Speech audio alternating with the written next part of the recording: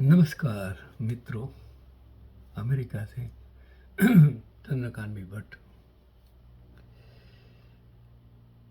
कभी कभी जो मैं बातें करता हूँ वो मेरे समाज के लिए सच होती है। मैं पढ़ता हूँ और मुझे अच्छा लगता है तो मैं आप तक पहुँचाने की कोशिश करता हूँ।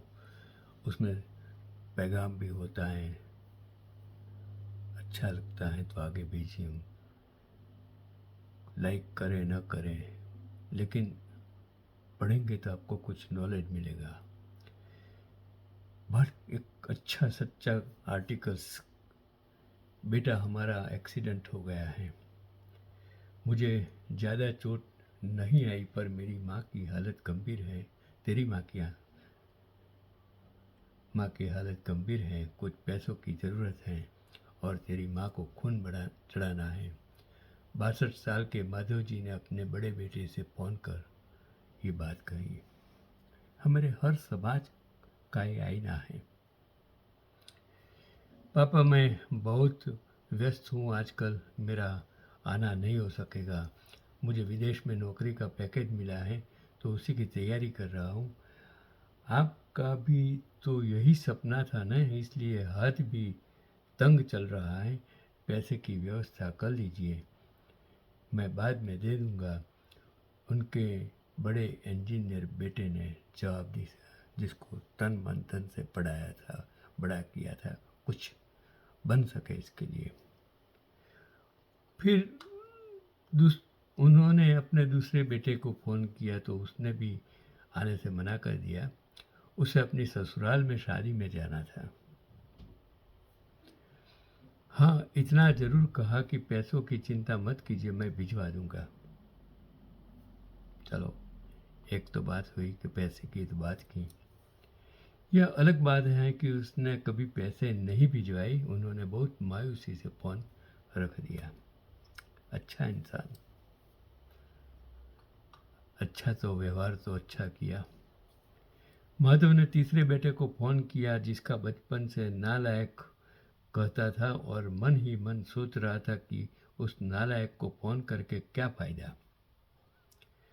कभी कभी आपके बच्चे में कोई ऐसा भी बच्चा होता है, कुछ करता नहीं हो, कुछ पढ़ता नहीं हो, तूफानी हो, उसका इमेज अच्छा नहीं हो। तो जब ये दो नालायक बेटे कुछ नहीं कर रहे तो वो नालायक क्या करेगा। उन्होंने सोचा और बोझिल कदमों से अस्पताल में पत्नी के पास पहुंचे और कुर्सी पर ढेर हो गए। पुरानी बातें याद आने लगीं। और माधव राय जी स्कूल में शिक्षक थे, उनके 3 बेटे और एक बेटी थी। बड़ा इंजीनियर और मझला डॉक्टर था। दोनों की शादी बड़े घराने में बड़े धूमधाम से की थी। दोनों अपनी पत्नियों के साथ अलग अलग शहरों में रहते थे।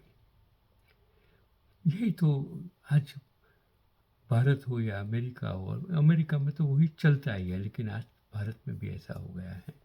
गांव शहर में रोग फैल गया है क्योंकि जाना पड़ता है। बेटी की शादी भी उन्होंने खूब धाम-धूम से की थी। सबसे छोटा बेटा पढ़ाई में ध्यान नहीं लगा पाया था। 12वीं के बाद उसने पढ़ाई छोड़ दी और घर में ही रहने लगा। कहता था मुझे नौकरी नहीं करनी है, अपने माता पिता की सेवा करनी है। पर मास्टर साहब उससे बहुत नाराज कर रहते थे। मैं भी टीचर था, मैंने बहुत सारे लड़कों को पढ़ाया, उसकी ज़िंदगी को नज़दीक से देखा, उसकी आर्थिक परिस्थिति को मैंने देखा, उन माँ बाप की परिस्थिति को भी मैंने देखा है, नज़दीक से देखा है। आज तो इस साल में 30 साल में गुजरात का शिक्षण बेहाल कर दिया है। क्या बात करूं, दर्द होता है। लोग कहते हैं कि आप वर्तमान सत्ताधीशों की टीका करते हो। नहीं, मैं टीका नहीं करता हूँ। उन्होंने जो बेहाली की है उससे मुझे दर्द होता है। मैं हिंदुस्तानी हूँ, मैंने वो देखा है, गरीबाई देखा है, गरीबों को देखा है, बच्चों को देखा है। इसके लिए मुझे दर्द होता है। उन्होंने उसका नाम नालायक रख दिया था। दोनों बड़े भाई पिता के आज्ञाकारी थे और वह गलत बात पर उनसे भी बहस कर बैठता था। इसलिए माधव जी उसे पसंद नहीं करते थे। यही होता है। जब माधव जी रिटायर हुए तो जमा पूंजी कुछ भी नहीं थी। सारी बचत दोनों बच्चों की उच्च शिक्षा और बेटी की शादी में खर्च कर दी थी। शहर में एक घर, थोड़ी ज़मीन और गांव में भी थोड़ी सी ज़मीन थी। घर का खर्च उनके पेंशन से चल रहा था। उस ज़माने में बहुत कम शिक्षक का पगार था। मैंने जब भक्त वल्लभ द्वारा स्कूल में जॉब की तब 170 रुपीज़ था। मेरे भाई, बड़े भाई मोड़ा था स्कूल में थे, उनकी 110 रुपीज़ सैलरी थी। हाँ, मुझे मिल में 1965 में 450 रुपया पगार मिलता था। लेकिन फिर तो ज़माना बदल गया। मैं क्लासेस में 1976 100 टीचर्स था और पूरा महीने का सैलरी में उस टाइम देता था 10,000 रुपीज़। आज तो शिक्षक का पगार 50,000 60,000 हो गया है। लेकिन सेल्फ जो ग्रांटेड हो गई, सेल्फ फाइनेंस हो गई, उसमें 10,000 रुपया भी पगार नहीं देते हैं। ऐसी हालत है। माधव जी को जब लगा कि छोटा सुधरने वाला नहीं है तो उन्होंने बंटवारा कर दिया और उसके हिस्से की ज़मीन उसे देकर उसे गांव में ही रहने भेज दिया। हालांकि वह खाना नहीं चाहता था, जाना नहीं चाहता था, पर पिताजी जीत के आगे झुक गया और गांव में ही झोपड़ी बनाकर रहने लगा। माधव जी सबसे अपने दोनों होनहार और लायक बेटों की पढ़ाई किया करते कि उनका सीना घर से चौड़ा हो जाता था, पर उस नालायक का नाम भी कभी भी नहीं लेते थे। 2 दिन पहले दोनों पत्नी का एक्सीडेंट हो गया था। पति पत्नी का एक्सीडेंट हो गया था। वह अपनी पत्नी के साथ सरकारी अस्पताल में भर्ती थे। डॉक्टर ने उसकी पत्नी को ऑपरेशन करने को कहा था। पापा पापा सुनकर निंद्रा टूटी तो देखा सामने ही नालायक खड़ा था।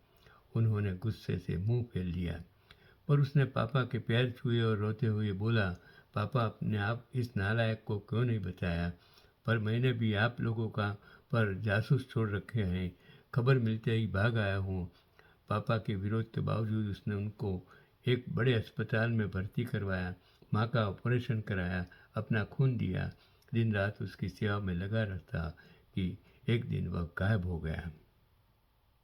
देखो, जिसे आप नालायक कहते हो, बेईमान कहते हो, समझदार नहीं हो, तो आप समझ जाएंगे कि वही इंसान सच में कौन अच्छा कौन बुरा। आप कभी अरीसे में जो दिखाई देता है वो सच नहीं होता है, और जो सच है वो अरीसे में कभी आप देख नहीं पाते हैं। ऐसा समझ लीजिए। आज जमाना है जो ये ग्लैमर्स की दुनिया है, जहाँ आपको सच कभी भी दिखाई नहीं देगा। इसलिए कभी किसी के बारे में गलत सोच मत रखिए। जो आप सोचते हैं वो नहीं होता है।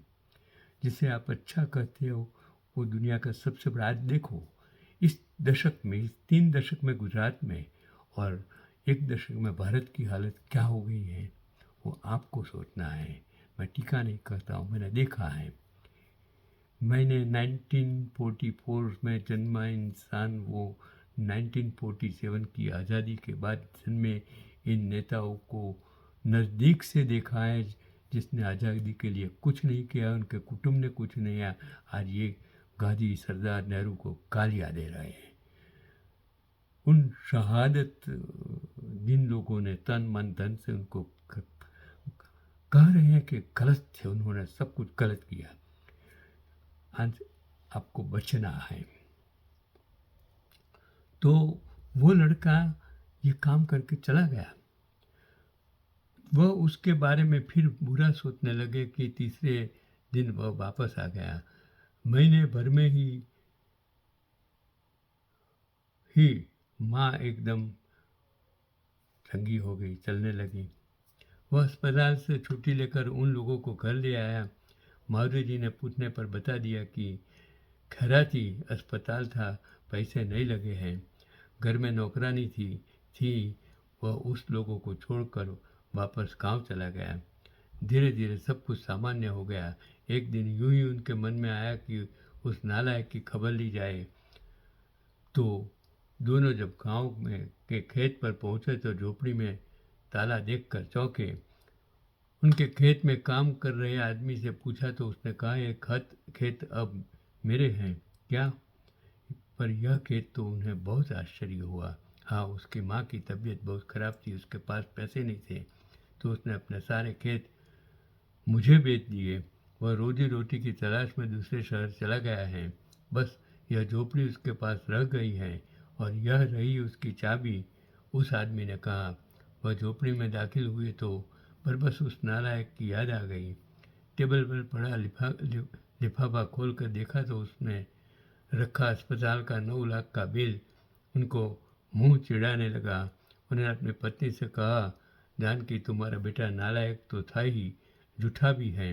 अचानक उनकी आंखों में आंसू गिरने लगे और वह जोर से चिल्लाए, तू कहाँ चला गया नालायक? अपने पापा को छोड़कर एक बार वापस आ जा, फिर मैं तुझे कहीं नहीं जाने दूंगा।